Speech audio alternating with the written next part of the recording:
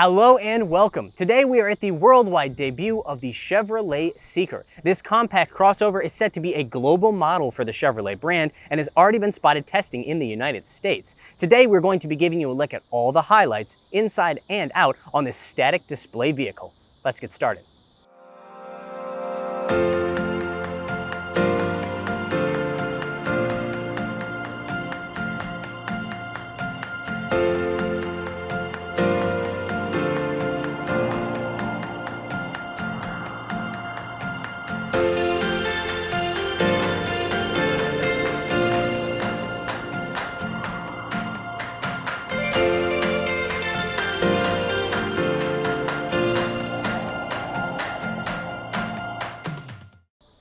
The exterior styling of the Seeker is largely similar to that of the Chevrolet Blazer. That means thin upper LED lighting, as well as a pronounced flare to the rear wheel arches and a pronounced kind of uptick to the belt line near the rear. There are some differences, of course, between the two. Here on the front end, we have a much more pronounced X shape to this kind of dark chrome piece. In addition, this being a smaller car, the roofline is much lower, lending it an even sportier appearance than the Blazer. The Seeker's taillight cuts deep into the rear quarter panel in a way that's similar to the Chevy Traverse. Based on its wheelbase of 106 inches or 2.7 meters and an overall length of 178.6 inches or 4.54 meters, the Seeker would fit neatly between the Chevy Trailblazer and Equinox in the company's US lineup. Sporty styling aside, this car was definitely intended to be economical transportation, which is why there is a 1.5-liter turbocharged four-cylinder under the hood. There's no official power numbers released yet, but we believe that this thing is going to make around 132 kilowatts or about 175 horsepower, through the front wheels, of course. The interior styling of the Seeker is more of an evolution than a revolution in terms of the styling language for Chevrolet. The centerpiece is definitely these two 10.25-inch displays. Now, the middle one here is actually tilted about 9 degrees towards the driver, like something you would see in a Mark 8 Volkswagen Golf.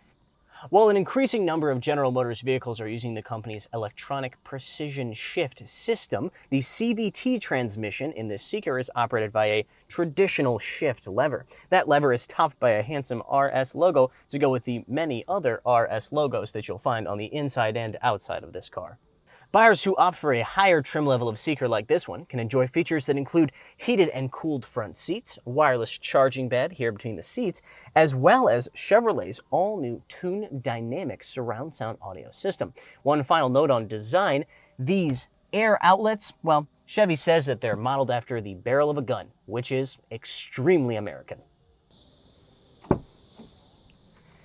The rear passenger space in this Seeker is surprisingly good for a car of this size, and that's due to a couple of reasons. The first is that Chevrolet claims this car has the shortest H.2 wheel well distance of any Chevrolet crossover currently available. That means that the seat has basically been moved back as far as possible to create more space for rear seat passengers. You also have a completely flat rear floor here, adding to the sense of space. The result is very good legroom. A note on ergonomics, you obviously have a fold-down center armrest here with cup holders, but one thing I want to point out is the placement of the two USB ports here above the air outlets, rather than down below. That makes them much easier to reach. Now, by moving those rear seats as far back as they possibly could, that could infringe on cargo space, so let's give that a look. There's no official numbers for the exact space back here, but I can say looking at it that it actually seems quite decent for a car of this size category. I will also say that the load floor seems pretty low, which makes it easier to take things in and out of it. The Seeker could prove to be a very important vehicle for Chevrolet because its other compact crossover, the Trailblazer, has been less than a major sales success here in the Chinese market. I'm sure they're hoping that this car, designed with Chinese consumers in mind from the very start, will be much more of a hit. As for when this vehicle will reach markets outside of China, well, to be honest, we don't know when it's going to debut here in China, so we can't really tell you that. But either way, we appreciate you watching today's review.